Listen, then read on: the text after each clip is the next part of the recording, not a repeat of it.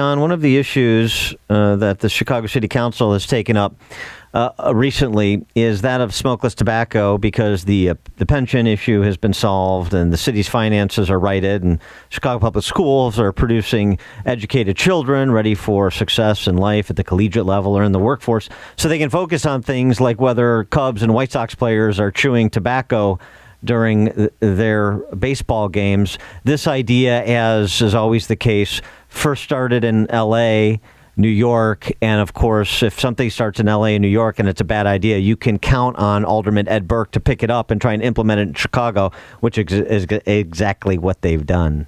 Well, and it's fascinating to me, as you've pointed out, it's not exactly like we don't have bigger problems to solve. But the other thing I think is ironic is it's for the children, Dan. It's for the children. Unlike, say, the drunken alcohol consumption all over stadiums, all over North America, particularly here in Chicago, that's okay. And by the way, you know why that's okay?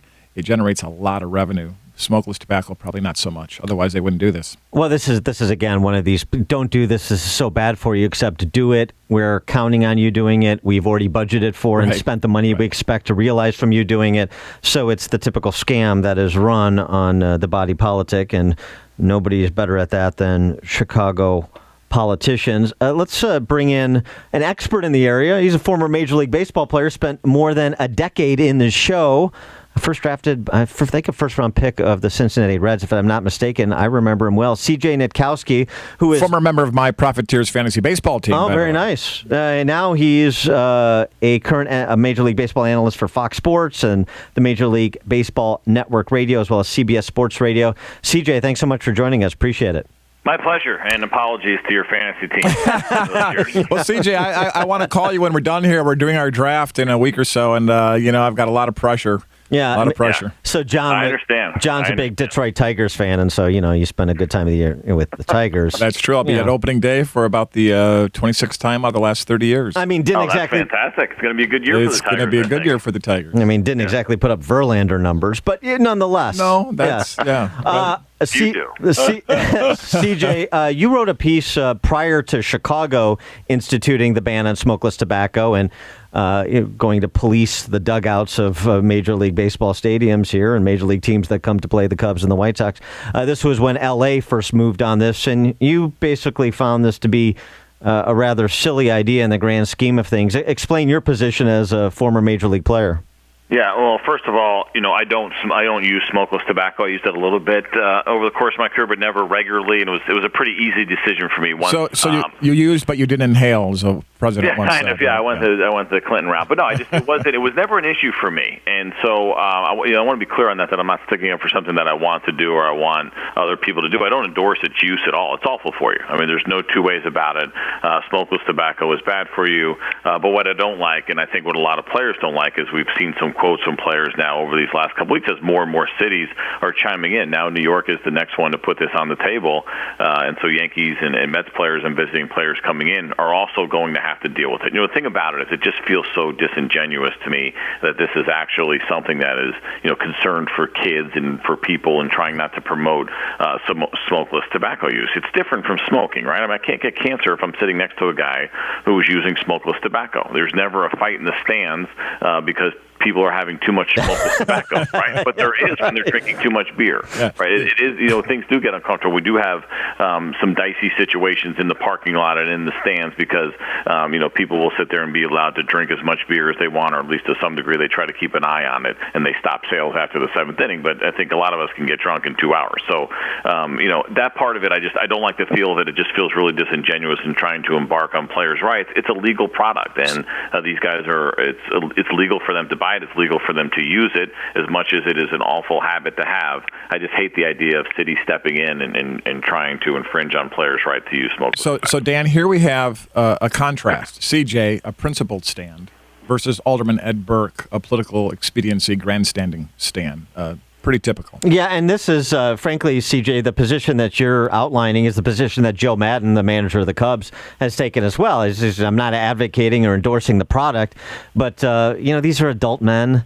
And they can make these decisions, and we don't need a Chicago police officer stationed in the dugout to monitor the smokeless tobacco usage or lack thereof of players. Although it was funny, we talked about this on the morning show that I do on this radio station, and we had a couple of Chicago cops call in saying, you have no idea, there's going to be so many applications to have the Chicago Cubs and the Chicago White Sox beat because I'll get to sit in the dugout and watch baseball all summer. Yeah, that's right. Well, you always have a cop in there anyway, for the most part. We always did those years in Detroit, which was great just from a security standpoint. Right. You always have a police officer at the end, which is really nice. And I don't think they're going to care either. There's probably a lot of police officers that also use chewing tobacco. There's a lot of truckers that use chewing tobacco. There's a lot of people that serve our country in the military who I've talked to who use smokeless tobacco. So this is not just restricted to baseball players, and those people have influence on what goes on. I think the big thing, one of the things that sticks out to me, and this is just kind of a stickler for me in general, is whose responsibility is it? Like, for parents, I encourage them, and I understand athletes and celebrities have influence, but you got to step in here, right? Do not let these people raise your children. They're not capable of raising your children. They're not invested in raising your children the way that you should be. So if I bring my sons to the clubhouse or we're watching a game and their favorite player is chewing tobacco, there's that opportunity for me to have that conversation with them and say, you know what, this guy's a great player and he's great at what he does, but with that part of his life, that's a mistake that he's making there, and here's why. And you're going to be faced with that decision when one of your 13-year-old buddies gets a hold of a can of dip and puts it in front of you and say, come on, man, let's try this stuff. That's your turn. You're going to have to make a decision, and it's my job, not a Major League Baseball player's job. It is my job to prepare him for that moment and understand why he should be saying no to that. And I just don't like the idea that we're going to put this on Major League Baseball players. It just feels so disingenuous. Yeah, and to that point, disingenuous, if the politicians that are moving to ban the product from use at Major League stadiums, I mean, if it's so bad and you're so serious about it, why don't you just make the product illegal? I mean, this is the same argument as cigarettes, but it's disingenuous, like you say, because they want the revenue from it, but they want the political capital that comes from pretending to stand up for kids against, the scourge of smoking and smokeless tobacco and associated products. Absolutely, and I think that's how everybody feels about it, and that's why it just feels so fake, and it's about, like you said, gaining political favor and saying, I care about your kids. Well, how come I can drink as much as I want at a ballpark, and, I'm not going to, we don't hear about people getting in car accidents on the way home from events because they had too much smoking tobacco, right? You're not killing people because you're dipping. I tell you a quick story that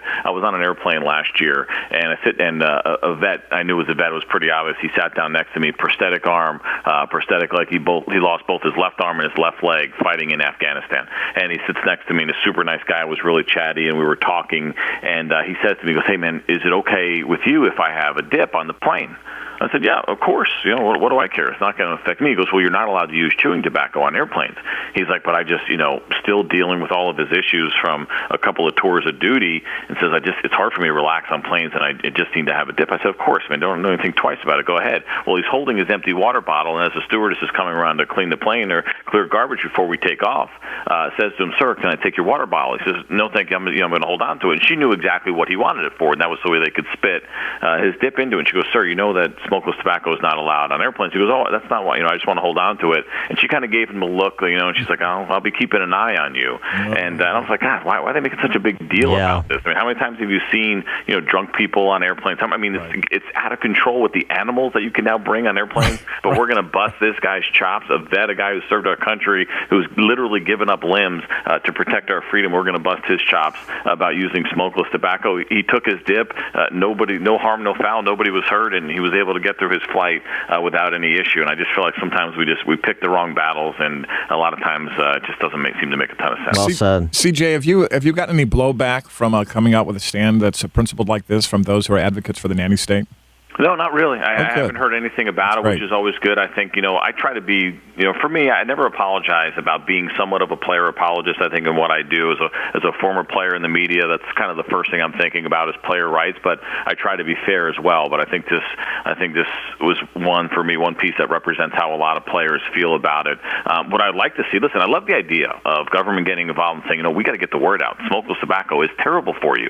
Let me see some more education programs. Let me see some more PSAs. Put a big picture picture of David Wright up in New York. Put a big deal up of, Kyle Schwarber or Anthony Rizzo in Chicago with here's the stats on what smokeless tobacco does and how it can kill you and how it can give you cancer. Let's scare some people with those messages. Not, hey, you might see a guy from 500 feet away that may or may not have a dip in, and we're going to go ahead and bust his chops. That would mean more to me. That would carry more weight. Education, making sure these kids understand maybe they're not getting the parental influence at home, but make sure that they get the word out and they understand just how dangerous this stuff can be. He is C.J. Nitkowski, former big leaguer, now a MLB analyst for Fox Sports and for MLB Network Radio and CBS Sports Radio. CJ, thanks so much for joining us. Really enjoyed it. My pleasure. Great talking with you guys. Take care.